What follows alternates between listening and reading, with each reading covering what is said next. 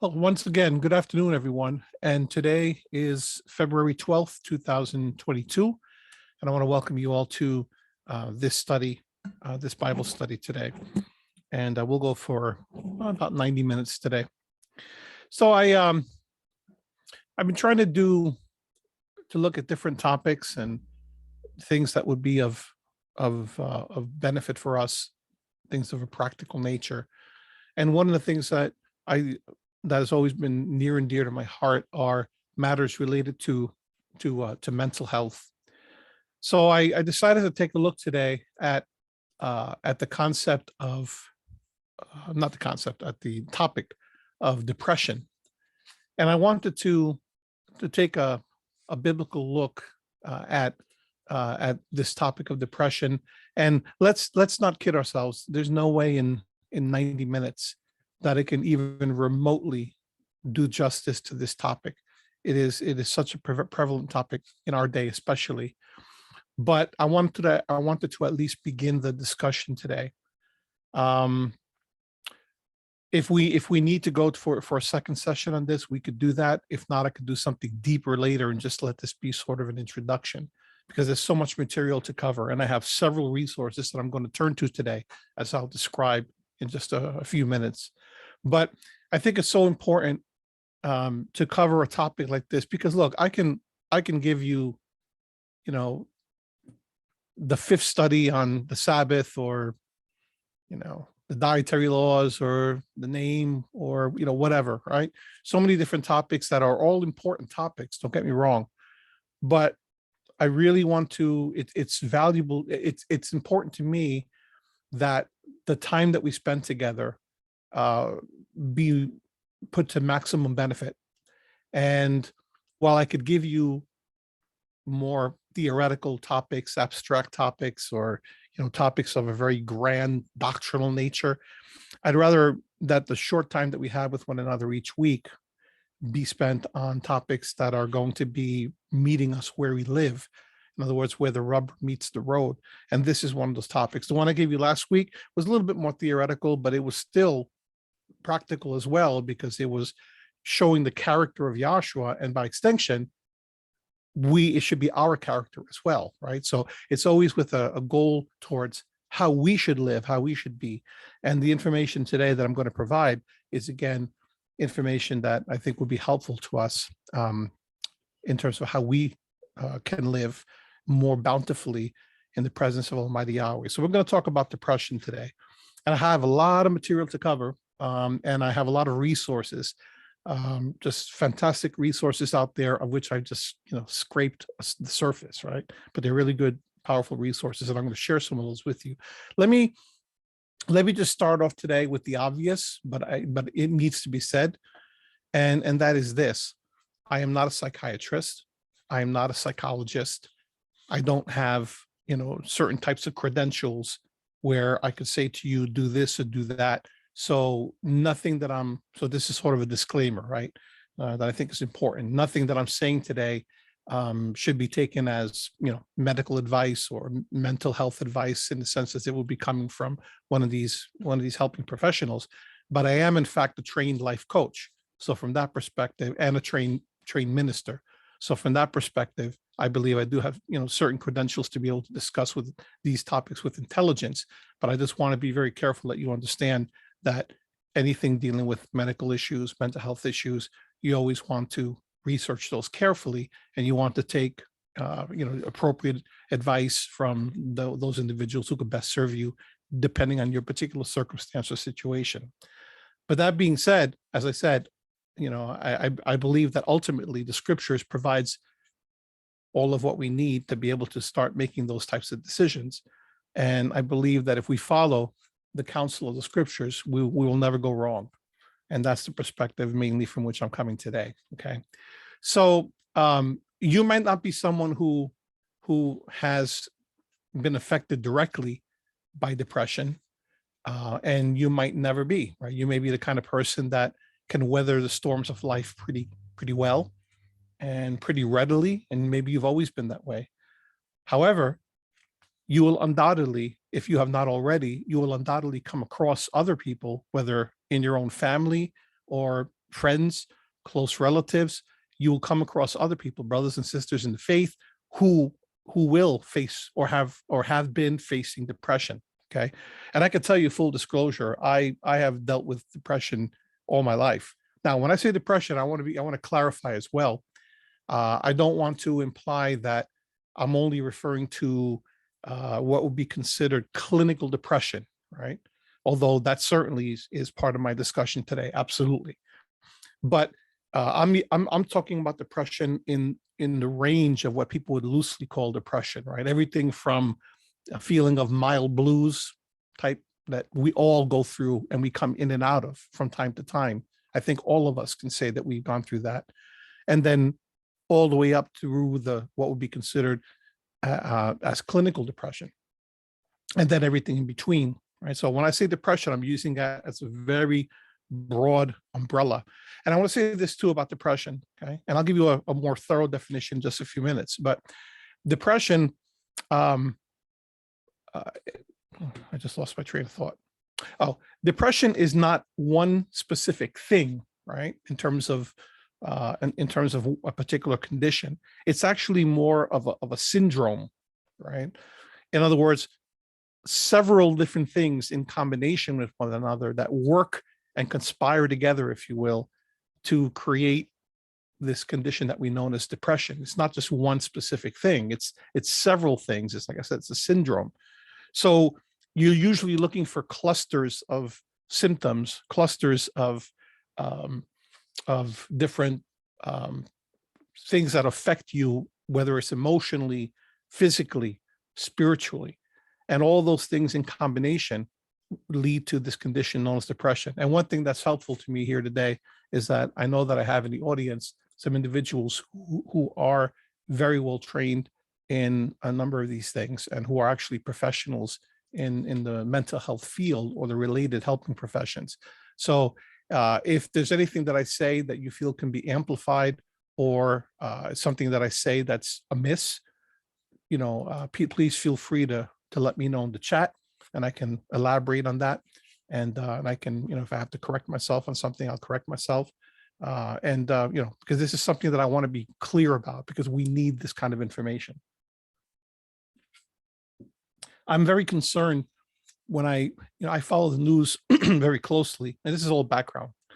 I follow the news very closely, and one of the things that it bugs me is to see how many people out there, particularly during this pandemic period over the last couple of years and going now on into a third year, how the mental health of individuals worldwide has been affected. I don't have to tell you, right? You probably know people, maybe you yourself experienced, some level of depression, certainly anxiety. We've all experienced a certain level of anxiety, which plays into depression, right? It can lead to it. And I have just noticed everywhere, this case after case of suicide. And that's heart-wrenching. And I think it's something that we should all be concerned about, right? And so that's one of the reasons why I decided to talk about this today, because these are the kind of things that we need to talk about. They're not pleasant topics like this, but that's a problem, right? Because when a topic's not pleasant, like depression or suicide, then people just avoid it, right? They just don't talk about it. And I also have spoken with you in the past about grief. It's another thing people, particularly in Western culture, don't like to speak of is grief, right? There's nothing fun about talking about grief, but it's something that absolutely has to be spoken about, because if you don't know how to deal with it, then you can't get proper help when it's needed. Okay. So with all that in mind, let's talk about depression. I'm gonna use several sources. My primary source today is actually going to be this document, Counseling Insights on Depression. And this is one of a number of guides from Insight for Living, which is headed up by Pastor Chuck Swindoll. And I regrettably, I can't post these for you on the new page. And we'll talk about the page that I sent out earlier today after we finish the study today. I can't post things like this because obviously they're copyrighted and they're proprietary, and it would not be appropriate for me to post them wholesale like that. But I will share a good portion of this today, and that'll be available just privately to you. And of course, I ask you to just, don't disseminate that widely, to be careful about that. But this is information that, definitely disseminate the information, right? Just don't share the actual sources with anybody in the video or anything.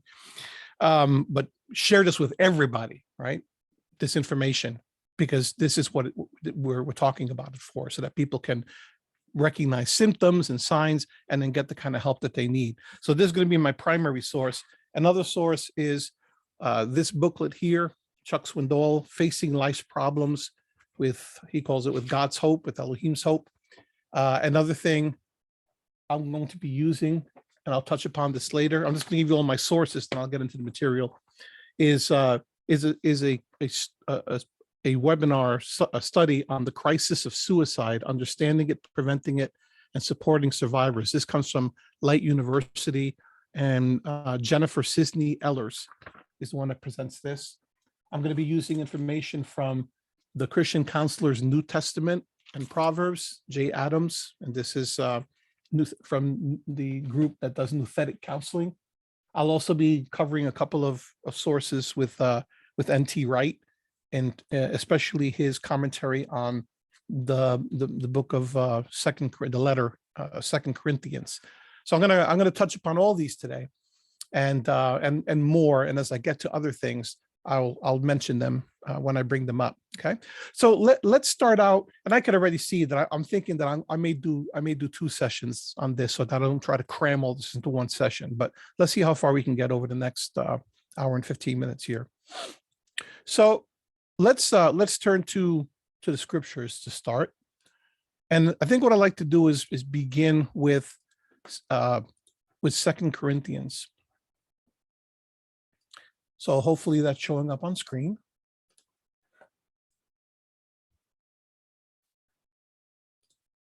Okay.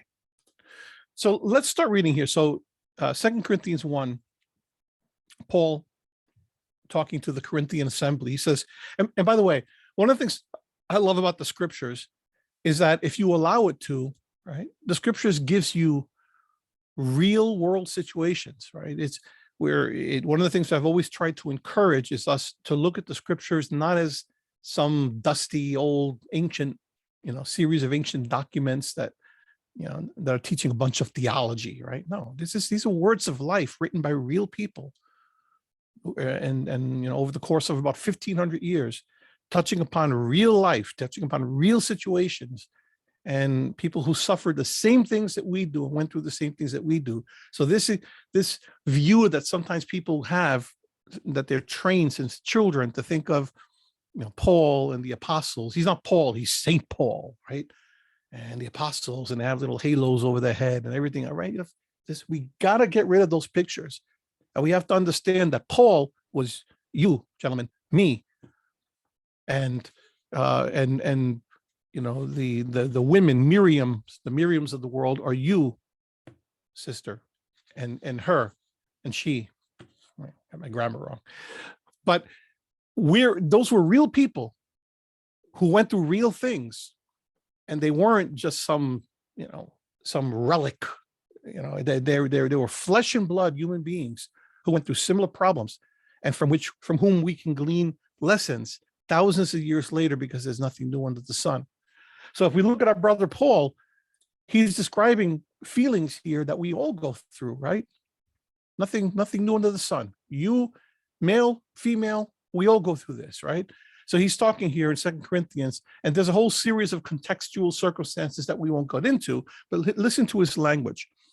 So I'm reading from the NIV version, and I'll be mixing NIV, NASB, and some other things. So he says, "Praise be to the Elohim and Father of our sovereign Yahshua Messiah, the Father of compassion and the Elohim of all comfort, who comforts us in all of our troubles, so that we can comfort those in any trouble with the comfort we ourselves receive from Elohim. For just as we share abundantly in the sufferings of Messiah, so also our comfort abounds through Messiah.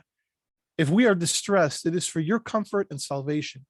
If we are comforted, it is for your comfort, which produces in you patient endurance of the same sufferings we suffer. And our hope for you is firm, because we know that just as you share in our sufferings, so also you share in our comfort. Okay, I just read 1, 2, 3, 4, 5 verses. And in 5 verses, how many times did Paul use the word comfort in some way, shape, or form? At least 10, maybe, right? I mean, there's something obviously going on here, right? He's using this term comfort so many times. And the word, if you look down to the lower left there, the word is parakaleo, which is the word from which we get the term paraclete, which is the parakletos, the parakletos, I guess it's pronounced, is the comforter, over in the book of John, where it talks about the Holy Spirit being the comforter. So this is talking about, this is obviously someone who has a very desperate need for comfort.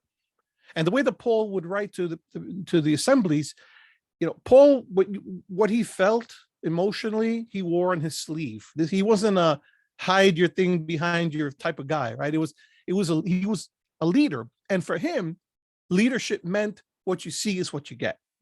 And for some people, that was, a little bit disturbing. And you can tell from his writings that they were in fact disturbed. And for other people, it was very comforting, right? No pun intended, because they could see a person just like them, a flesh and blood human being who practices what he preaches because he believes it. It wasn't theoretical to him. It wasn't abstract to him. It was very real. So here Paul is describing this need for comfort, and it's the circumstances that they're going through, and he's talking about their sufferings, etc. We don't need to go into all those things and what they are. Just remember that this is 2 Corinthians. Remember that there was a circumstance going on with 1 Corinthians where there was sin in the assembly, and they had to get rid of the person temporarily to see if that person would repent. And it's related to that type of situation. It's related to what they were going through in Corinth, because Corinth was a metropolitan city, which was a hodgepodge, just like some of our major metropolitan cities today, like New York or San Francisco, etc., where you have all these different religions and all this different commerce going through, and all these different faiths, mixing in with the Jewish faith, etc. And people were struggling, and then you had the Roman Empire doing their thing. And it was just a hodgepodge of problems and sufferings all mixed into one. So he's going through things, but it's also personal stuff going on with him, right? Because he had to come down somewhat hard on the Corinthian assembly because of things that they were experiencing. There was some there in his absence between those letters, some people who had lost confidence in him and were questioning his credentials. And you see that throughout the letter to 2 Corinthians. So he's in pain. Paul's in pain. How do I know?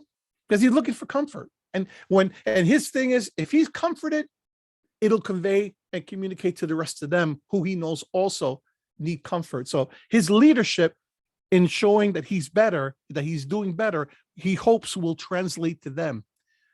And then, but you keep reading. We do not want you to be uninformed, verse 8, brothers and sisters, about the troubles we experience. He's talking about sufferings and patient endurance and troubles, right? We don't want you to be uninformed, brothers and sisters, about the troubles we experience in the province of Asia. We were under great pressure, far beyond our ability to endure. Have you ever felt that way? Have you ever felt that the pressures that you're going through are far beyond your ability to endure? I know I have. Like I said, I think I mentioned this, full disclosure, I've dealt with depression all my life. I don't know if at any time it's risen to the level of, if I had gone to a mental health professional, I don't know if I would have been officially formally diagnosed with clinical depression, but I know of at least one period of my life where I really think I would have.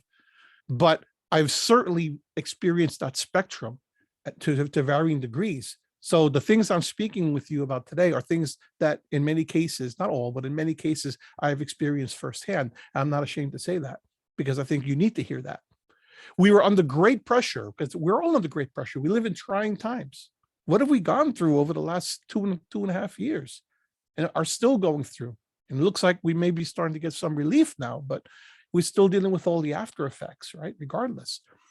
And sometimes you think that's beyond your ability to endure. But look at that. We were under great pressure, verse 8, far beyond our ability to endure, so that we despaired of life itself. That's pretty strong words. And the word exaporeo means to be in despair, trouble, we despaired of life itself. Indeed, we felt we had received the sentence of death. Think about what he's saying here. This is serious business, right? This is not just some mild blues. Oh, I'm just not really feeling like it today, right? He says that we despaired of life itself. Have you ever thought about Paul that way? Have you ever thought about Paul being in despair, which is a form of hopelessness, right? And yet he wasn't hopeless, right? So we despaired of life itself, but there was always hope in his mind, and that's key to coming out of depression, right? Let's keep reading. Verse 9, indeed, we felt we had received the sentence of death, but this happened, and here's the thing, he knew both perspectives. This happened that we might not rely on ourselves, but on Yahweh who raises the dead. In other words, we thought we received the death sentence, but guess what? Great news. As bad as that is, we believe in the one who raises from the dead. So even if we were given the sentence of death, painful, but you know what? We have hope because we believe in the one who raises the dead. He has delivered us from such a deadly peril, and he will deliver us again. He's always thinking to the future, right? And let me just give you a quick preview. Whenever you're dealing with something like depression, what's going to get you out of it, my friends, is hope, right? This ministry, by the grace of Yahweh, it was founded with that intention in mind. That's the name of the ministry, Teaching Hope Ministries, right? It's my intention through every facet of the scriptures not to dwell on the sin and the darkness and the degradation and the fall of man and all that. We got to mention all those things along the way because they obviously have to do with it all. But that's not the focus of this ministry. And that's not the focus of the word of Yahweh. The focus on the word of Yahweh is on the hope for the future. That's what we're focusing on here, right? And this is what Paul is saying here. He says, we serve one who gives us hope. And by the way, full disclosure again, there are days when I don't feel that hope welling up within me. You ever have days like that? I hope you don't. I know I do. Often, even to this day, I have days like that, but I don't dwell in it. I don't allow myself to stay there, to live there. I pass in and out of it, but I can't afford to sit in there and to wallow in that, because that's how I got to that really bad condition back, I want to say right around 2010 or so, I think it was. And I never want to go back there again. And there's no reason that I have to go back there again. So I'm going to feel things in the day-to-day. And some days I feel that the future is brighter than ever. And there are other days when I feel that the clouds are hanging over my head. But I won't allow myself to live there. I just recognize, okay, I acknowledge this is not a good day, but tomorrow will be better. And when I can't do it on my own, I go looking for help. And that's another thing we'll talk about later, right? So I'm going to give you little pieces along the way, things that are just really sort of common sense. But when we're suffering and we're in the midst of those things, common sense isn't so common, right? Because it's one thing to know something intellectually, but it's another thing to believe it and feel it in the heart, okay? And you're not always going to feel it in the heart. You're going to know it intellectually, for sure. It's like grief, right? You know what grief is intellectually, but until you receive it in your heart and you let it take its course and you deal with it and you confront it and you complete those relationships related to grief, it doesn't really do anything, right? Because time doesn't, contrary to what people say, with both depression and with grief, time doesn't heal all wounds. I'm sorry to break it to you, but it doesn't. I know people who are grieving today and who are just as depressed today as they were, 10 years ago. That's not what heals. It's action. It's depending. It's looking towards the future with hope and then taking action. You're going to hear me use that word all the time. Taking action, even if it's small steps, even if it's what, as cliche as that sound, I promise you it's true. Even if you're taking one step, one little step in front of the other. And anyone who has gone through dealing with depression and grief knows exactly what I'm talking about. As long as you're taking those steps moving forward, you're moving. And you're not stagnating, because stagnation equals death. All right. So you always got to be moving forward, looking to the future. And this is what Paul is saying. Verse 10, he has delivered us from such a deadly peril, and he will deliver us again, forward looking. On him, we have set our hope, forward looking, that he will continue forward looking to deliver us. As you help us by your prayers, I'm going to keep saying things like this until ad nauseum, until it's like resonating in your head and annoying you, and you're hearing me in your sleep, Karlos saying forward, right? On him we have set our hope that he will continue to deliver us as you help us by your prayers. That's the help. That's the people that you turn to when you can't do it on your own, right? Then many will give thanks on our behalf by the gracious favor, for the gracious favor granted us in answers to the prayers of many. And the prayers of many is important because this is not a solo job for us, right? Life is not a solo job. Life is a team sport. And then he goes on speaking from there, and we'll come back to that. But the important thing I want you to get here is that Paul was laying it out there. He was laying all his emotion out on his sleeve. He they were hurting. It wasn't just him either, right? But he was particularly feeling it because he as the leader was taking a lot of heat, and many of them had lost confidence in him, or so he thought. As we'll see in a little bit, he finds out from Titus. He had sent Titus out to find out more about what was happening and how they were going to receive him when he came. And when Titus finally did come, this little preview, he realized that no, they actually cared a lot more about him than he was fearing. And he felt much better later. But at this moment, before Titus came back, he was worried, right? Let me turn away from Paul for just a second though. And I want to go somewhere else just a minute.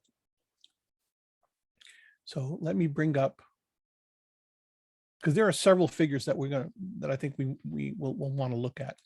Let's go over to Psalm 69. I want you to hear another important figure. Only this guy was royalty, right? Paul was important, but this guy was royalty. This guy was the forerunner of the forerunner, not forerunner. Well, yeah, he was the forerunner too, but he was the model for the Messiah. And that's, of course, King David. Listen to this language. For the choir, Psalm 69, for the choir director, according to Shoshanim, a psalm of David. And by the way, anyone who thinks that you can't argue with the Almighty, or or he gets angry with you if you show any doubts in him or any of that, hasn't read the Bible. I'm sorry, but you just haven't. If you think that it's sinful to argue with the Almighty and to question the Almighty and to all that, you just haven't read the Bible carefully enough. Save me, O Elohim, for the waters have threatened my life. I have sunk in deep mire, and there is no foothold. I have come into deep waters, and a flood overflows me. I am weary with my crying. My throat is parched. My eyes fail while I wait for my Elohim. Those who hate me without a cause are more than the hairs of my head. Those who would destroy me are powerful, being wrongfully my enemies. Can you hear it in his voice? What I did not steal, I then have to restore. Here, let me go to a more modern translation.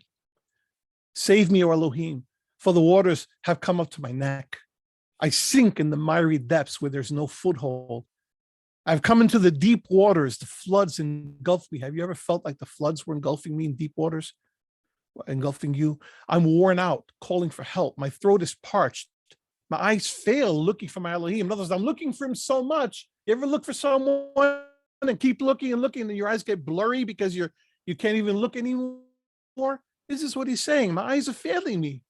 I'm looking and looking for who? For someone next to me, for Elohim. And my eyes are failing me. Those who hate me without, that's, veiled, thinly veiled complaint there, right? Where are you? Those who hate me without reason outnumber the hairs of my head. Many are my enemies without cause, those who seek to destroy me. I'm forced to restore what I did not steal, right? It's all this injustice that's being leveled against him. You, Elohim, know my folly. I better move my coffee this way because I'm getting a little animated, and that's never good for my books. You, Elohim, know my folly. My guilt is not hidden from you. So he acknowledges, notice that too. He acknowledges that he's partly to blame for the way he's feeling. That's also important when it comes to depression. And that's something a lot of folks, particularly in the secular world, won't tell you, right? But because I'm your friend, and because I love you, and because I believe in the word of Yahweh as the main source, I'm not going to be afraid to tell you. Sometimes your depression in great measure is your fault.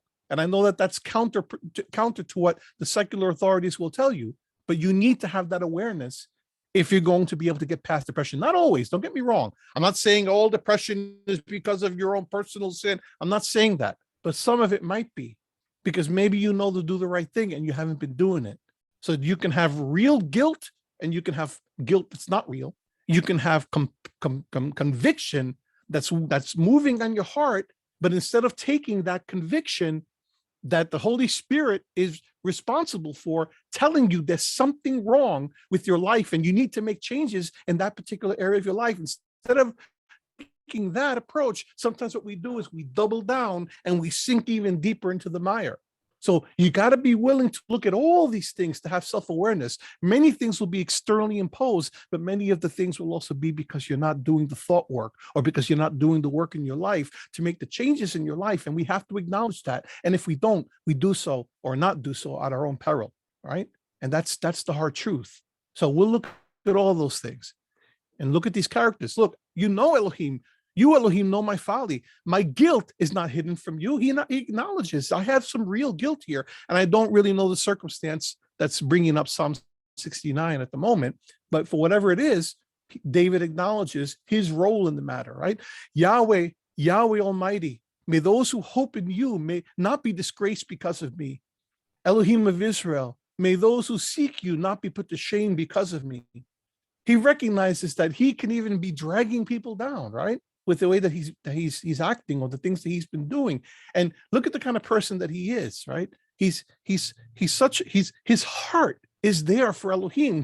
He's not all there right now, but in his core, he loves Yahweh and he loves people. And he doesn't want his own shortcomings and failures to affect everybody else. And that's part of what has him down too, right? For I endure scorn for your sake, and shame covers my face. I'm a foreigner to my own family, a stranger to my own mother's children. For zeal for your house consumes me, and the insults of those who insult you fall on me. So he was zealous for Elohim, which is why Yahweh loved him so much, even though he made some serious, I don't even want to use the term mistakes, right? Because that's not true. Some of the things that he did them fully understanding what he was doing. So he did some mistakes, but he also did some things that were just pure sinful, right? But yet Yahweh loved him because he had a heart for him. When I weep and fast, I must endure scorn. When I put on sackcloth, people make fun of me, make sport of me. Those who sit at the gate mock me, and I am the song of the drunkards. That's pretty low, right? For the drunkards to be using you as the object of their songs. But I pray to you, Yahweh. What's he doing? Looking forward. In the midst of his pain, he sunk in the mire. If you think of him sunk in the mud, right? In the muck, that should be enough for him to just sink into the muck and be done with. No, but he's looking forward, right? So you could tell the anxiety and the depression that he's feeling here, but you also see him looking towards the solution.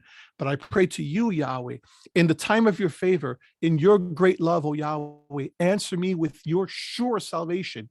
Do we have that certainty that Yahweh is there for us? And that even if we don't feel him right now, even if we don't feel his presence, even if we don't hear his voice or see him working in our life at the moment because of the condition in which we find ourselves, do we believe, is there some part of us that understands and believes that his salvation is sure? Rescue me from the mire. Do not let me sink. In other words, I need your help. Deliver me from those who hate me, from the deep waters. Do not let the flood waters engulf me or the depths swallow me up. So he's not denying that he's in a bad spot, right? But he's saying, I'm in a bad spot, but I know that you could pull me out of it. Do not let the flood waters engulf me or the depths swallow me up or the pit close its mouth over me. It's like he's almost swallowed whole, but not yet. Answer me, Yahweh, out of the goodness of your love. In your great mercy, turn to me. Do not hide your face from your servant. Answer me quickly, for I am in trouble. He recognizes, I am in trouble. Are you willing to recognize when you're in trouble and cry out to Yahweh? Come near and rescue me. Deliver me because of my foes. You know how I'm scorned, disgraced, and shamed. All my enemies are before you. Scorn has broken my heart and has left me helpless. I looked for sympathy, but there was none. For comforters, here is that word again, but I found none. The word is Nahum. They put gall in my food and gave me vinegar for my thirst. May the table set before them become a snare. And by the way, this is language that reflects what Yahshua later would experience on the cross, right? They put gall in my food, gave me vinegar for my thirst. He's a paradigm for many of the aspects of what Yahshua went through later. May the table set before them become a snare. May it become retribution and a trap. May their eyes be darkened so they cannot see and their backs be bent forever. And he goes on, and well, I guess I could finish this. This is a few more verses. Pour out your wrath on them. Let your fierce anger overtake them. May their place be deserted. Let there be no one to dwell in their tents. For they persecute those you wound and talk about the pain of those you hurt. Charge them with crime upon crime. Do not let them share in your salvation. May they be blotted out of the book of life and not be listed with the righteous. I don't recommend that you pray for people this way, right? Because but this is obviously coming from a place of great pain. So before we go and criticize David for being, a little bit brusque about the way he was talking about people, this is how we talk when we're in pain. So I say the Bible is very real, and let it say what it says. Don't try to pretty it up. He was lashing out because he was feeling he was in so much pain. And we all feel that, right? We may not all express it, but there are days when we say, Father, just destroy all the evildoers off the face of the earth. We don't necessarily mean that we want to go out and kill everybody. It's just an expression of pain, right? And yes, this is what he's doing. May they be blotted out of the book of life and not be listed with the righteous. But as for me, afflicted and in pain, may your salvation, Elohim, protect me. I will praise Yahweh's name in song and glorify him with thanksgiving. He's looking again towards the future. This will please Yahweh more than an ox, more than a bull with his horns and hooves. In other words, more than sacrifices. This clean and grateful heart will be what Yahweh wants. The poor will see and be glad. I'm going to be an example for other people. You who seek Elohim, may your hearts live. Yahweh hears the needy and does not despise his captive people. Let heaven and earth praise him, the seas and all that move in them. For Elohim will save Zion and rebuild the cities of Judah. Then people will settle there and possess it. The children of his servants will inherit it, and those who love his name will dwell there. So David sees a fulfilling future, even knowing where he finds himself right now. That's not where his end is going to be. And that's not where our end is going to be either, right? So we also have to look forward. Now, I'll share other examples later, but we looked at Paul, we looked at David. Let's look at some of this material, and I'm going to do it in such a way that I'm just going to pull things here and there, and I'm not going to read everything, but I want to share some thoughts as we go along the way. So,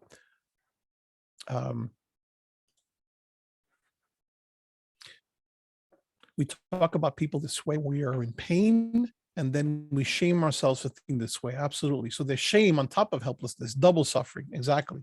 That's exactly right. Okay. And that's a trap that we need to avoid in as much as possible. There it is. Okay. So let me know if this document is showing up on screen, please. Okay. Thank you.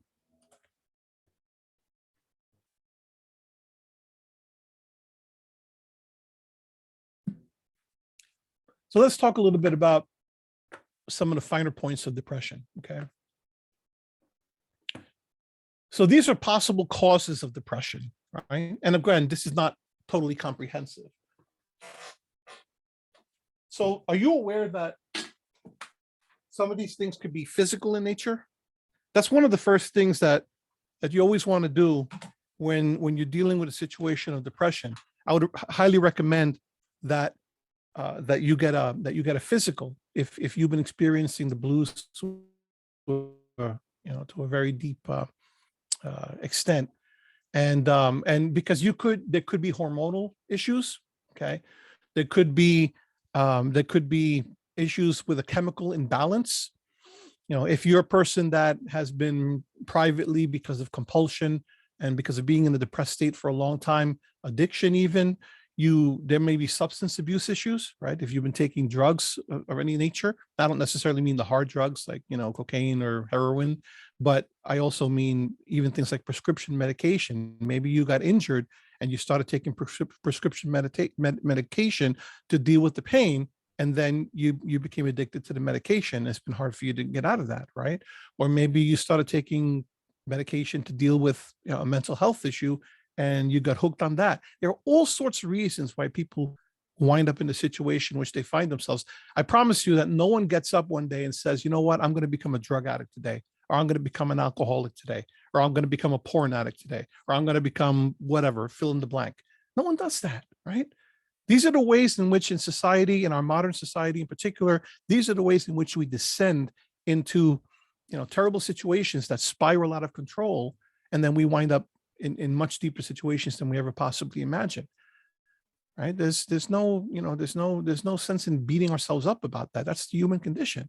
But we can't stay that way, right? We have to deal with those issues. And one of the things that I would always recommend that you do is that you get medical attention to find out if there's something physically that may be wrong with you. And by the way, like I said, I have some folks here who are medical professionals, and I'm curious. And you don't have to do it out loud, but if you wouldn't mind in the chat, do you regularly look towards medical issues when is that part of what you do when you're dealing with folks, or do you know people, other colleagues or other professionals who will do that in a situation of depression or anxiety? And you don't have to right now, but somewhere along the line, feel free to interact with me and just let me know, because I want to give people the best information possible. Okay, but physical issues could be one of the main things that you're dealing with, but also in terms of physical issues, you could have a disability, right? There are certain disabilities that will that will cause you to go into depression. Not that they themselves will cause you to go into depression, but having to deal with the circumstances. Okay, if you suddenly, if by an accident or a stroke or whatever the case may be, if you suddenly lose the ability to walk, or you lose the ability to use your arms, or whatever the case may be physically, you think about the sense of loss that would occur in a situation like that. Or as it says there, if you have a long-standing or debilitating illness, if you develop a deteriorating condition like ALS or MS, right, where you're slowly over the course of time, your body stopped cooperating with you, and you start dealing with issues of blindness, or issues of whatever it may be, right?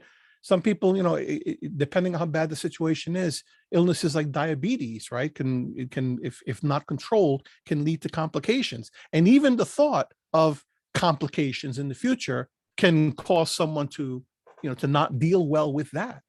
So there are all kinds of things physically that can be happening that can lead someone to go into depression. And of course, if you're diagnosed with a terminal illness, if you're dealing with a condition where you're dealing with chronic pain, right? I mean, do you know what it's like to have chronic pain, to be always in pain? That's pretty bad. Look, I have a heart condition. I've told you about this before. It's no secret that that acts up every now and then. And over the last year, it was acting up like every other day. I had a while back, I had stretches in time where I would have some relief in between. And then it reached the point, because it's progressive in nature, it reached the point where I started having attacks like every other day. And it was debilitating, because it's painful. It makes you fatigued, and it gets you irritable, because you're constantly feeling winded, or you're constantly feeling like you can black out or whatever. Nausea. I'm a person, I don't love nausea, right? I don't think any of us love nausea, but I certainly don't want to experience it every other day. And I was. And then finally, by the grace of Yahweh, I decided to take a little better action than I was doing. And I wound up going on a medication that has been helping me. And I'm not all there, so I ask you to keep me in prayer, but I'm better. And I'm stretching out the things. And what's my point? My point is that I had forgotten what it was like to feel good most of the time. I was so constantly in discomfort, and sometimes in pain, that that had become the norm for me. So when I started taking this medicine recently, and I'm starting to get more periods of relief in between, it's a major relief, because when you're dealing with, it's like you forget what it felt like to feel good. So I'm grateful to Almighty Yahweh, and I hope that continues. But for some people, that relief doesn't come, right? For some people, it's a constant pain. So the comment is, I work in a hospital. We try to rule out medical diagnosis before giving a mental health diagnosis. Absolutely. And thank you. And that's a very common procedure. So thank you for that. Yeah, you want to, because sometimes if you could deal with the medical issue, that will help to deal with the mental health issue, because sometimes the medical issue has to be dealt with first in order for that person to start to feel some sense of relief. But what if you do if the person's in constant pain? I mean, I don't, many of you are, if not all of you, are familiar with the TV show House. Whether you like it or not, that's up to you. But the character of House, he's a doctor and a brilliant doctor, but the underlying story with him is that he had an infarction in his leg, which is essentially the same kind of thing that happens to your heart muscle when you have a heart attack. But he had it in his leg because of something that he went through, and there was no relief for it except pain medication. There was no cure for it. There was no surgery that can get it done. So he's constantly cranky. And, first of all, his nature is like that anyway, the character. But on top of that, it's intensified because he's in constant pain. Constant pain. Can you imagine what it's like to get up every single day and to be in constant pain and what that would do to you? So I guess what I'm saying is, we all have to have compassion for other people and for ourselves when we're dealing with these types of issues, because we don't know what that person is going through. Sometimes you run across a person who's constantly grouchy or constantly, downbeat and a Debbie Downer, or that's because and we think that that's just their personality and that they're whatever. And sometimes we just don't know what's going on behind the scenes, right, under the surface. So that's when that compassion has to kick in. And when sometimes, if we're in a position to help those individuals to get out of that, that's one of the things that you could think of, is finding out, is there a medical issue behind it that could be causing that? I'm spending a lot of time with that because it's a big issue that we don't necessarily realize. They may be dealing with a terminal illness. If you got a terminal illness, that there's very little chance that you're going to come out of that. What does that do to a person's mind or thinking? Or what if it's not you that has the terminal illness? What if it's a close family member? What if it's a spouse? What if it's a child? What if it's someone who is debilitated because of, an accident, or because of, some kind of an incident, a brain incident or some sort? And many of us know people like that, or are experiencing it ourselves. It's taxing on the mind and body, and it can lead to depression, right? So that level of suffering, emotional, all these things have an emotional component. The serious illness or death of a loved one, marital problems, right? When the person that you're closest with, you're supposed to be closest with, you're not, there's a lack of harmony, that causes stress on the mind, on the body. Work-related stress or losses. Of course, none of us have that, right? None of us have problems at work. None of us have time pressures at work, or someone that's always, on our backs, or, deadlines that we have to meet. And then, let's throw into the mix also the pandemic and not being able to meet with people, not being able to have groups get together and, for 2 years straight, or having to go to work because your work doesn't lend itself to remote work, and having to face danger every time you walk into work, or wear a mask and not even be able to breathe for 8 hours a day, or whatever it is that you work.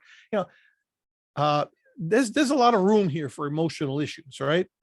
Problems in the lives of one's children, because, we never suffer for our children, right? So, think about this cocktail. And sometimes it's several of these things put together. It's a wonder that we get out of bed in the morning, right? It's a wonder that we do anything. So these are all potential things that can be hurting us. And none of us escape all of this, right? None of us. One or more of these things are factors that affect every single person in this room and in this world. What about anger? Well, remember I said before that you could be dealing with situations in a sinful manner, right? And when I say sinful, let's train ourselves. Remember, I'm in the process of training us to think differently, right? And I hope that doesn't sound patronizing. I don't mean it that way. But I'm in the process of, getting us to break patterns and to get us to think differently. When I say sinful, I'm not trying to, create an image of, the playing cards and gambling type of thing, right? I'm talking about the word sinful. The word sin means that you miss the mark. It comes from a root word that means to miss the mark. Miss the mark of what? Well, it's interesting because when you look at the word Torah, which is not law per se, it's instruction. The word Torah comes from a root word that has that implies an arrow pointing in a certain direction. So that arrow, that instruction of Torah, the instruction of Yahweh, in other words, the body of instructions on how we're supposed to live as human beings to have a fruitful life, it's pointing towards a certain target in a certain direction. And when we miss the mark, think about a dartboard that's looking for that center, and the further away you get from that center dart, you get less points, right? Because you're really, and if you throw it far enough away from the dartboard, you even miss the dartboard completely, and you could hurt somebody, right? And this is what happens with regard to sin. For whatever reason, because of character flaw, because we're not paying attention, because we're trying to live a certain way, we just don't have the hang of it yet. We're inexperienced, we're naive, for whatever reason, and a combination of those things, we're not hitting the mark. We're missing the mark. That's sin, right? We're coming short somehow. So when you look at some of these things, sometimes we come short because of the wrong actions that we're taking. So when you have anger that is considered to be repressed, in other words, you stuff that anger, that resentment, if you don't set proper boundaries with people, for example, you don't set proper boundaries with your boss, or you have a neighbor that's making your life, making your life, even listen to the language I'm using, that's creating conditions that you're using through your own thinking to make your life miserable, right? Because you're not setting boundaries with that neighbor. Instead, you're repressing that anger. Or you don't tell your boss, you don't set boundaries with your boss, and you let your boss continue to, give you work as you're walking out the door, and then you're staying, later than you intended to, or you're saying yes to things that you would never have said yes to. That's not the proper way to handle those things, okay? Because you have to put boundaries, and I know because I'm one of those people that I'm not comfortable with setting boundaries with people. Sometimes I don't like confrontation. I'll do it, but I'm not crazy about it. It's one of the last resort things for me, and it winds up oftentimes creating more problems than it solves. So that, right, mishandle anger, out of control anger, that can create depression. And then there's guilt, again, related to the issue of missing the mark. So you have true guilt, right? There's a true guilt and there's a false guilt. So I'm not sure I'm crazy about those terms, but I understand what they're trying to say. So true guilt is something like a refusal to make things right with Elohim and or others. In other words, you know that you've done wrong, but you're not really doing anything to make the changes, right? This is kind of what the book of Proverbs refers to as is one type of fool. It's the person who knows what he or she should do, but chooses not, for whatever reason, not to make the changes. So but because you're a person of conscience and you're a child of the Most High, you feel guilty about it, but you're not guilty enough to do anything about it. So what happens? That guilt, maybe you don't realize it's happening, but that guilt, that unwillingness to deal with the sin in your life, it festers. It festers because you can't continue to behave in a way that is contrary to what you believe. This is a situation of cognitive dissonance, right? Where you're using two different ways, it's like speaking out of both sides of your mouth, and those things are in conflict with one another. So instead of dealing with the actual issue, you lie to yourself, right? We have a talent for self-deception. So what we do is we lie to ourselves and we find ways to justify those things that we know are wrong. And what the result of that, if you're a person who loves Yahweh, the result of that is that it will eventually accumulate because you know deep down that you're full of water, right? And you know that eventually that's going to come back to haunt you. So if you don't deal with it, it doesn't go away. It just continues to build up. It's like a poison in the system. And eventually it leads to anxiety and guilt and everything else, right?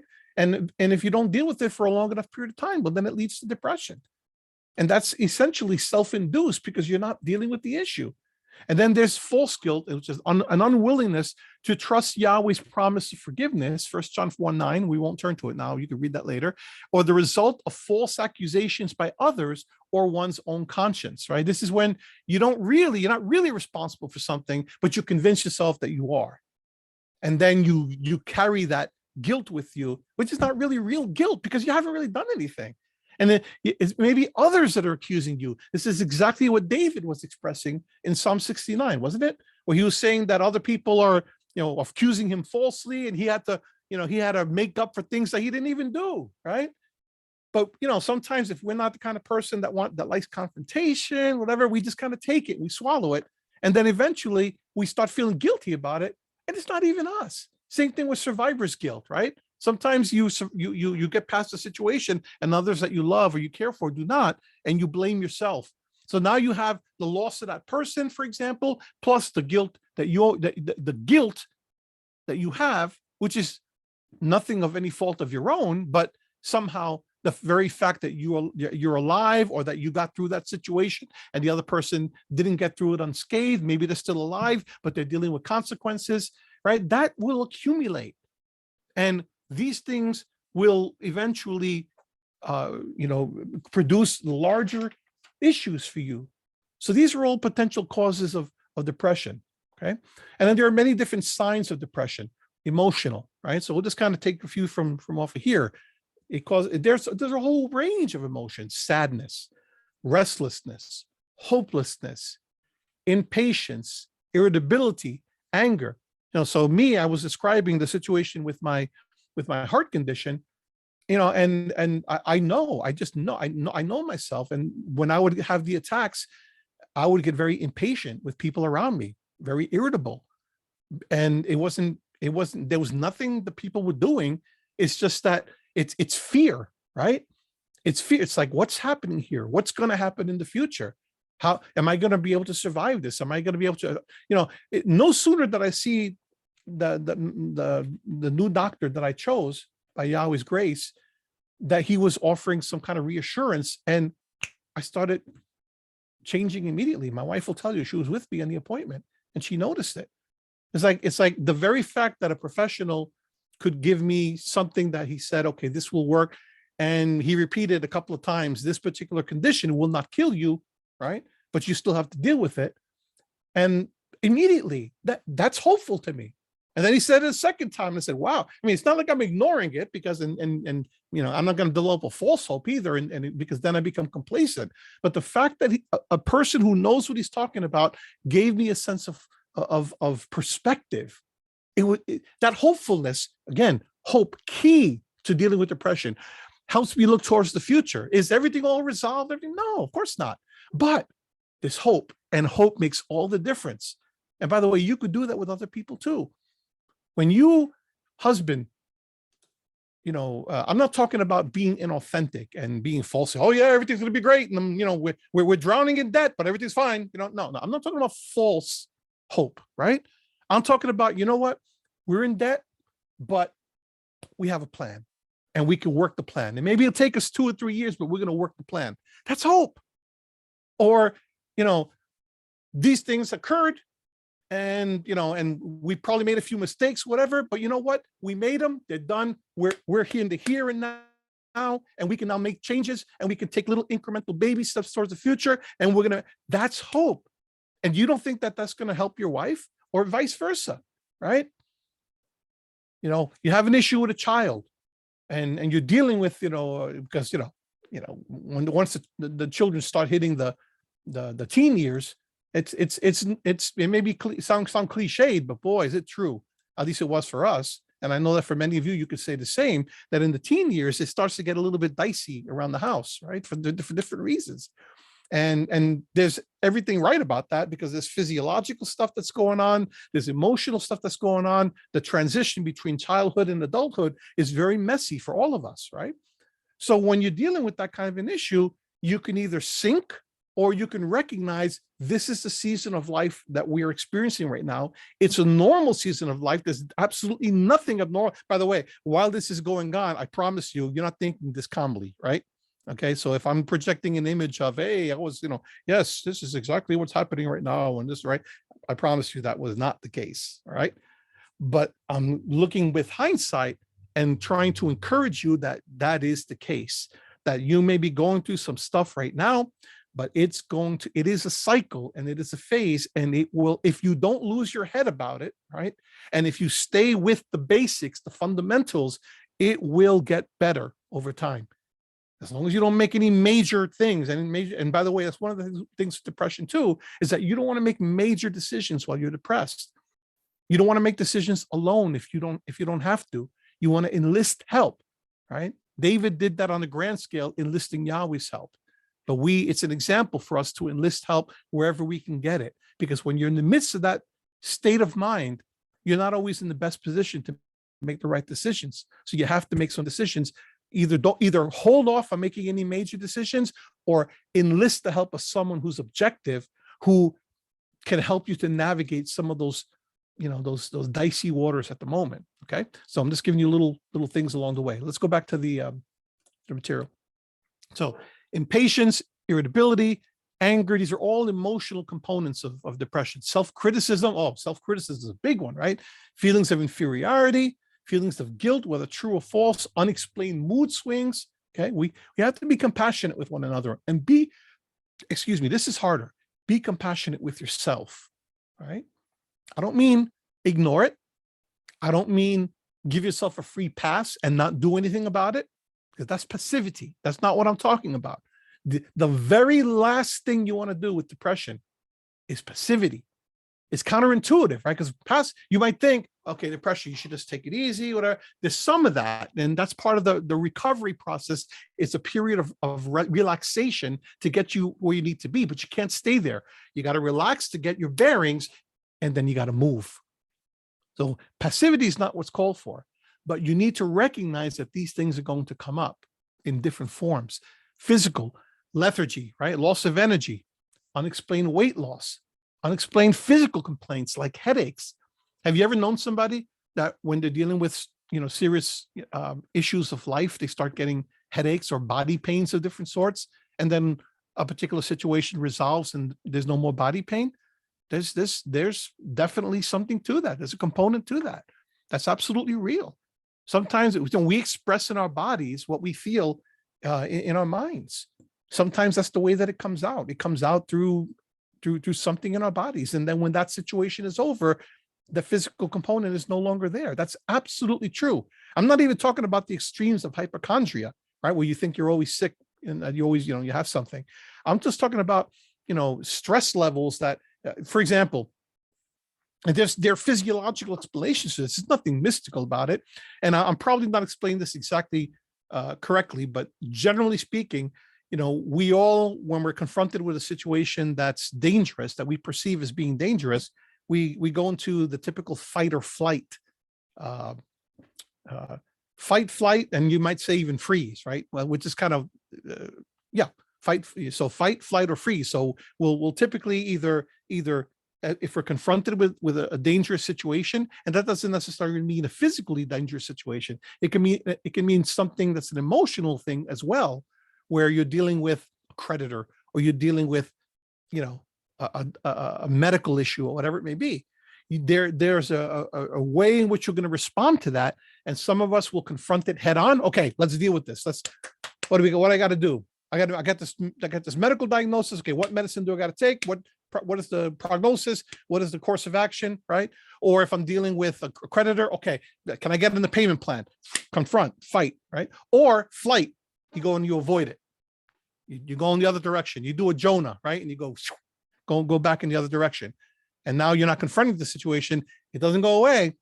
It just adds an additional component now, because now you're avoiding it. So now you're going to have to deal not just with the creditor, but you're going to have to deal with the collection agency pretty soon, right? And then that's going to create even more problems, building and building and building. Or you freeze. You're just kind of like, okay, I don't know what to do, right? So you have this thing, but what's common in all these situations is your adrenaline that flows, and there's a hormone called cortisol, which in a dangerous situation, the cortisol will flow. And again, I don't remember all the biological aspects of it. The brain, the folks who understand the workings of the brain explain this very, very well. And the cortisol flows and it helps you to deal with that situation. And what's supposed to happen is once you're past the dangerous situation, the crisis, whatever it may be, the cortisol is supposed to shut off, right? The part of the brain that allows the cortisol to flow, maybe is it the amygdala? I don't remember, but whatever that part of the brain is that causes the cortisol to flow, it's supposed to shut off and you're supposed to return to normal levels, and then your body comes down, etc. But for some people in certain situations, the cortisol keeps going and it doesn't know when to turn off.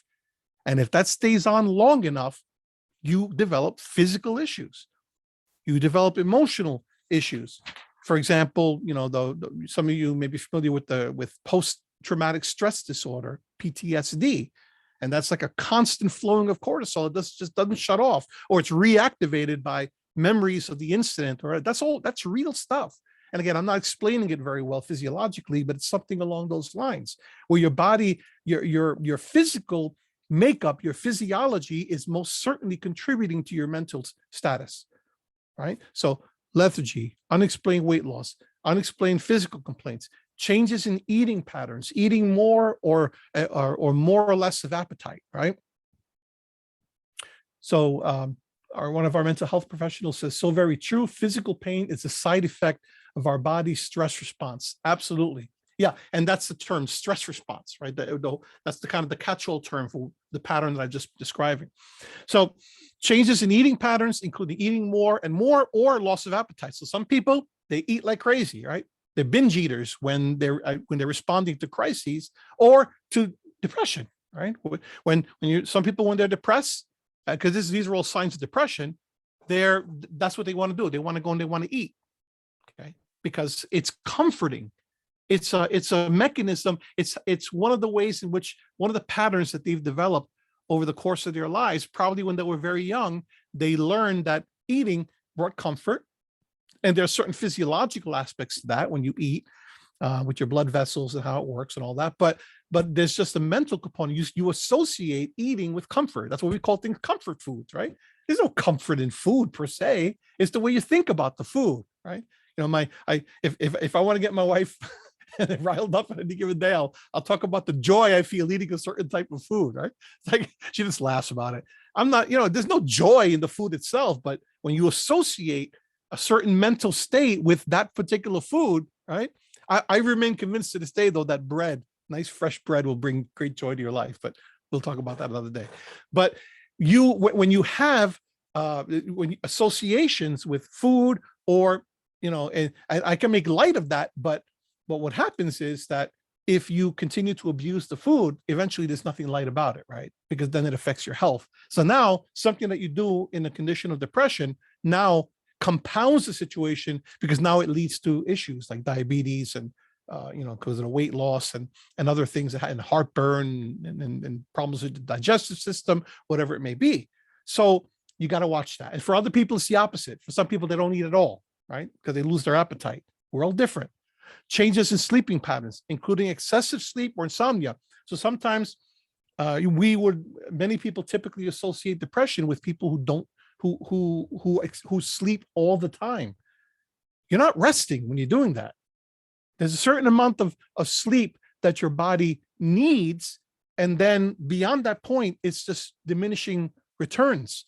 You're not once you've gone through the adequate sleep cycle, and there is a cycle, you don't need any more sleep beyond that. And if you're sleeping beyond that, there's something else involved there. It's not lack of rest.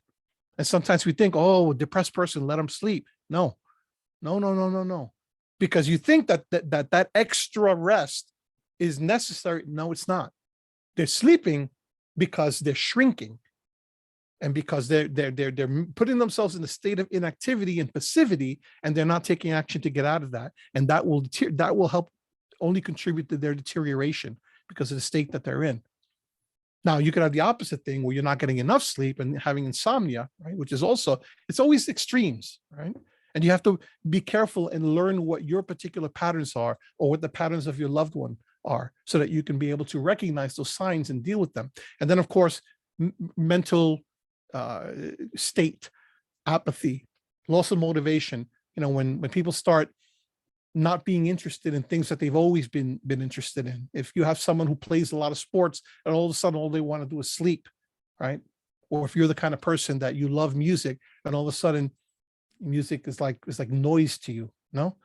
Difficulty making simple decisions. I'm not talking about major decisions like buying a house. I'm talking about, what do I do for dinner tonight, right? When you find yourself making, I don't even know what to wear today, and again, it's not one thing. It's a constellation of things. It's a syndrome, right? It's a combination of these things. Or making simple decisions or fulfilling responsibilities. Some people just can't get up and do their thing. And again, that leads, sometimes that if that's taken to an extreme, it's actually sinful, right? Because you are not fulfilling your responsibilities. We all have a responsibility to get up and work. That might sound cruel, but I promise you it's true. Because what happens is if you're not doing it, you are isolating yourself and you are shrinking from your responsibilities. And that's just going to lead to a downward spiral. And that's not going to lead to any good. So the exact opposite is necessary. When you're depressed, the solution is not to isolate yourself and to sleep. And by the way, the best question to ask a person that is depressed is not, how are you doing? And I know that sounds counterintuitive, but the best question is not to ask, how are you doing? You know what it is?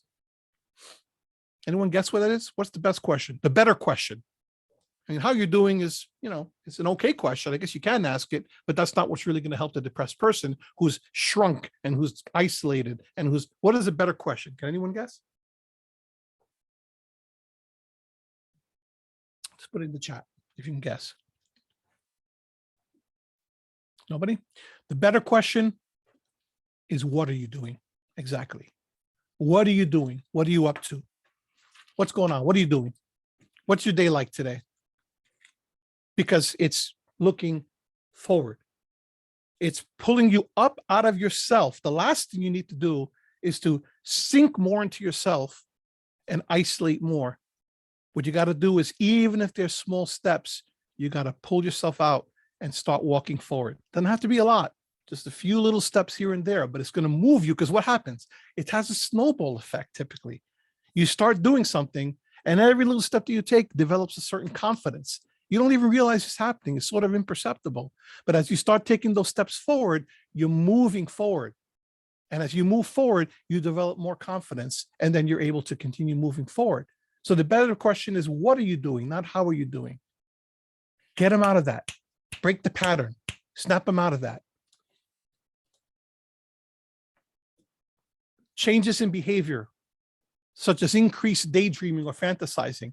A little of that is healthy. A lot of it is just pie in the sky. It's just another form of sleeping and shrinking into yourself. Other mental things, thoughts, words, plans, or acts that are suicidal. Big, huge. Doesn't happen to everybody, but it can happen to people. I'm not even, I certainly, by the grace of Yahweh, I'm going to do another week of this next week, because we're already coming upon 5 o'clock, and I'm not going to rush this. It's too important. But I do want to share a few statistics with you here about suicide. I want us to take this very, very seriously. Okay. And I'm not asking, okay, because obviously I respect your privacy, and I'm not going to ask you that here publicly, but I'm going to ask you to think to yourself, right? Are you a person that has had in the past, or that even in the present has suicidal thoughts? If you're having them in the present, and I don't know your life, I know all of you, but I don't know what's going on in the deepest part of you. Okay. So if, if any of you are experiencing that now for whatever reason, please call me and let me know, or somebody else, right, that you're comfortable with. Maybe you're not comfortable with me, and that's okay. But talk to somebody. Don't go through that alone, because when you're in that state of mind, it's very difficult sometimes to make those kind of decisions that, again, intellectually, but you don't really feel them in your heart at the moment. And that's okay, right? But I just need you to recognize that it's okay to get help, right? I'm going to give you guys this number, and I want you to write this down. I don't ask you to do these kind of things often, but I'm going to ask you to write this down, okay? For those of you who do not know this, 1-800-273-TALK, TALK. I don't know offhand what the numbers are. 1-800-273-TALK. And if you could write that down in the chat, I would appreciate it. 1-800-273-TALK. That is the number for the National Suicide Hotline. The National Suicide Hotline. Okay. I want you guys to memorize that number, because you know what? You might say to yourself, I would never go in this direction, but you might run across someone who would. Okay. Especially these days, the way, as many reports as I'm seeing out there, first responders, the kind of assault that law enforcement officers have gone through over the last couple of years. I mean, let's put all the politics and all opinions about policy aside. The fact of the matter is that law enforcement guys are dying, and women are dying. People in the front lines of other first responders, like medical people who have been dealing with doctors and nurses and who have been dealing with patients dying of COVID and the assault with, with the vaccination issue and everything else. This constant assault, and people are dying. Okay. And many others. Okay. So then the number is there in the chat. So if you need it for yourself, or if you need it for someone, a family member, a friend at work, someone who you would never expect, right? We don't know the depths of what people are going through, and we don't know people's breaking point, right? And everyone has one, right? The person who goes around saying, I would never do that or whatever, under the right circumstances, might. And you would hope not, right? You would hope that they would, but when remember, when you get to that point, you're not dealing with a rationally thinking person. The person may know everything intellectually. I always keep making that distinction because it's big, it's huge. Intellectual, sometimes the head is not going to connect with the heart. This is why every now and then you hear of a figure that you would never have expected would have committed suicide, and they do.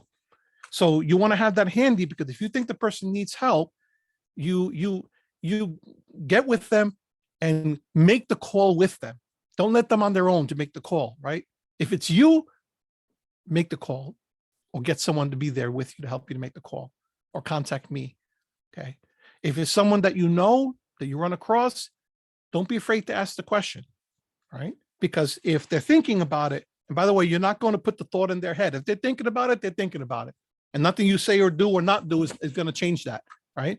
But if you ask the question and someone shows interest, you might be able to stop it, right? So don't think, I'd rather always that you ask the question. Look, I had a guy, and I won't disclose details, obviously, but I had a guy who texted me that I don't know very well, but he had my number from other stuff, like a group thing that we had done. And he texted me, he was going on and on about, how he's going through stuff. And he doesn't know me from Adam either, but he was just texting.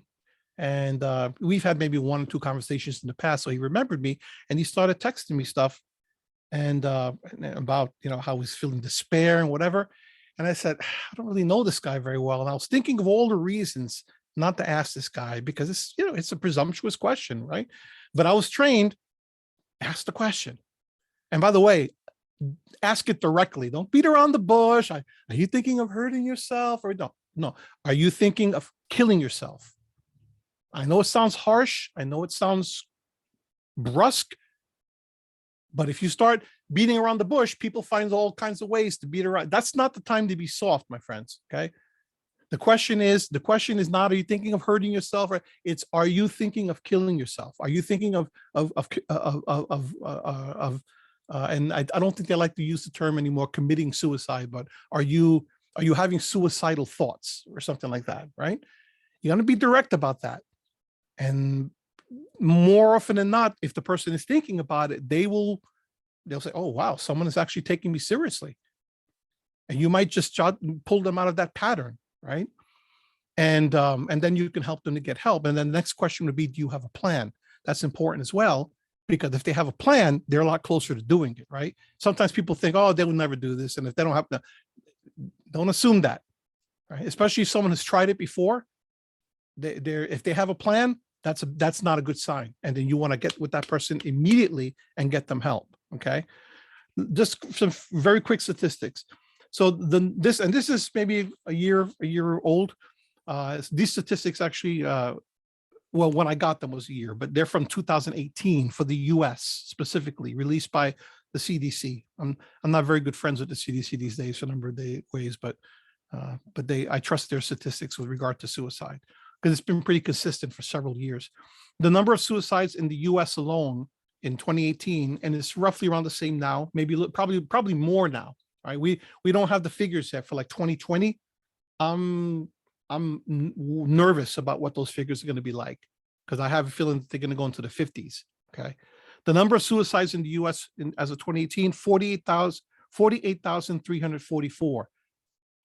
Now, with the number of people we have in the US, about 330 million, that doesn't seem like a lot, but that is definitely one too many, right? 48,344. Suicide, and this has been pretty consistent for years. is the 10th leading cause of death in the US, the 10th leading cause of death. That's huge. 132 suicides every day on average. Estimated number of attempts, 1.4 million. There are 5 million living Americans who have attempted suicide. That's a lot of people. And as far as the methods, guess what the number one method is for suicide? Anybody in the chat? What do you think the number one method for committing suicide is? Can anybody guess? Nobody wants to guess? Yeah, well, firearms, 50%, 50% firearms. Suffocation and hanging, 28.6%. Poisoning, and that typically means taking drugs, right? Taking medicine, 12.9%. And then other ways, 8%. I would assume that means things like carbon monoxide in the garage or whatever, unless that's included with suffocation. But anyway, I don't want to get morbid here, but firearms, and that's a problem because this is the country especially that heavily uses firearms, right? And it's very quick. And by the way, if you use a firearm, that the reason is the most common method is because it's incredibly effective, right? So, you know, if you know people that have firearms in their house and they're in a depressed condition, they're especially at risk because they can do it pretty efficiently, right? So you gotta recognize these signs. And like I said, I would like to do a whole thing on suicide alone because there are signs and there are things you could do, etc. And there's more that we could talk about here. But one of the who is at high risk for suicide, I have a list of about 17 different things. Number 2, the first, believe it or not, is substance abuse. The second, mental illness. And that includes, at the top of the list, depression, right? And other things, bipolar disorder, personality disorders, anxiety disorders, conduct disorders for young people, etc. But depression is right up there in number 2. So it's very, very relevant and very problematic. So we have to look at that carefully. Okay. All right. I'm actually going to stop here because I've already gone for about 90 minutes. And no, you know what? Let me do one more thing. And we'll start with the same thing, Yahweh willing, next time. Okay, next week. Next week I'm supposed to do just the Bible reading, but I think I'll just reverse them. I'll finish this next week, and then we'll do the Bible reading the week after. So I want to turn to the scriptures one more time, and I just want to read the story now, and then we could start with this next time. Let's go to 1 Kings 18. And 1 Kings 18 is the story. Can everyone? Well, let me make sure that I'm there. Hopefully everybody can see the screen. So this is the story of Elijah, right? I'll just say Elijah. So I'm not going to read through the whole story. We know that he had the contest with the priests of Baal. But I want you to see what happened after. So he's on Mount Carmel. He has the contest with the priests of Baal, and Yahweh vindicates him, of course, and he's proven to be correct. So victory, yes, he should be great. He should be in great shape. He's had a victory. Yahweh has vindicated him publicly. Of course, he's been vilified by these people. But let's see the aftermath of that. So we'll start with verse 38. Then the fire of Yahweh fell and burned up the sacrifice, the wood, the stones, and the soil, and also licked up the water in the trench. When all the people saw this, they fell prostrate and cried, Yahweh, he is Elohim. Yahweh, he is Elohim. Then Elijah commanded them, seize the prophets of Baal. Don't let anyone get away. They seized them, and Elijah had them brought down to the Kishon Valley and slaughtered there. And Elijah said to Ahab, who was the king, go eat and drink, for there's the sound of a heavy rain. So Ahab went off to eat and drink, but Elijah climbed to the top of Carmel, bent down to the ground, and put his face between his knees. Go and look toward the sea, he told his servant, and he went up and looked. Okay, so there had been famine for 3.5 years, and not famine, no rain for 3.5 years. And the rain came back after this incident. And so we'll skip over that part. There's all kinds of things I can preach in there, but that's not the purpose today. But 1 Kings 19:1. Now Ahab told Jezebel, who was his wife, and she was a wicked, wicked queen, as we all know. Ahab told Jezebel everything Elijah had done, and how he had killed all the prophets who were her prophets with the sword.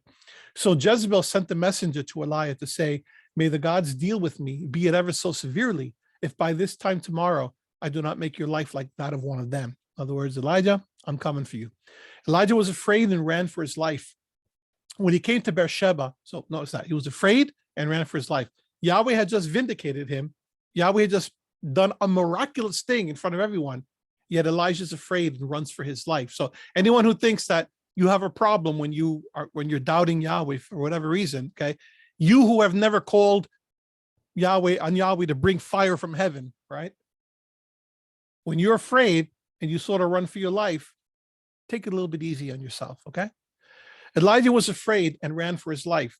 When he came to Beersheba in Judah, he left his servant there, while he himself went a day's journey into the wilderness. He came to a broom bush, sat down under it, and prayed that he might die.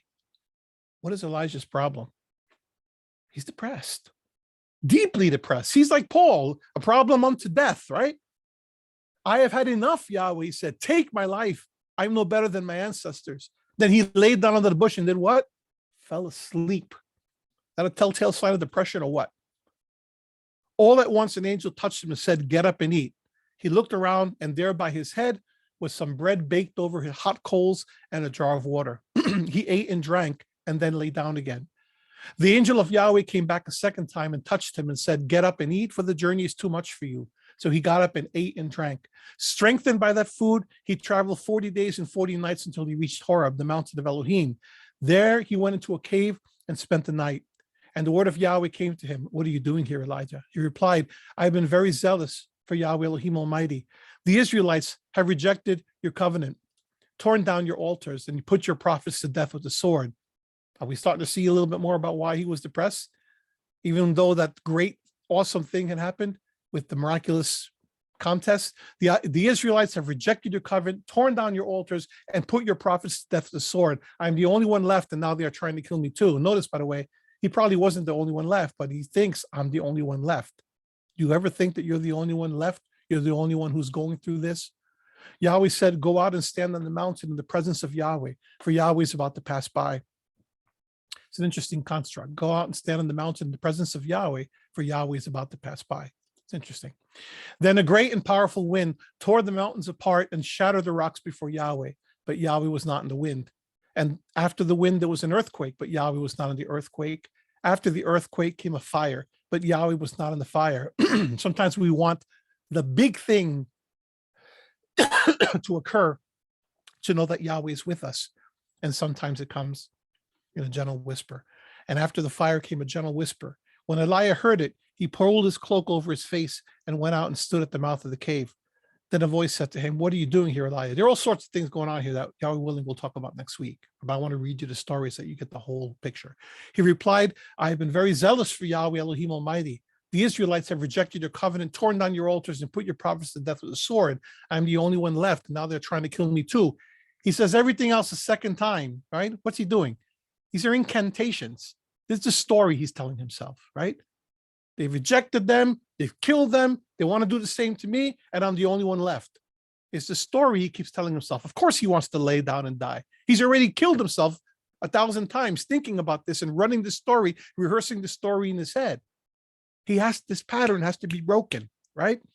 Yahweh said to him, go back the way you came and go to the desert of Damascus. When you get there, anoint Hazael king over Aram.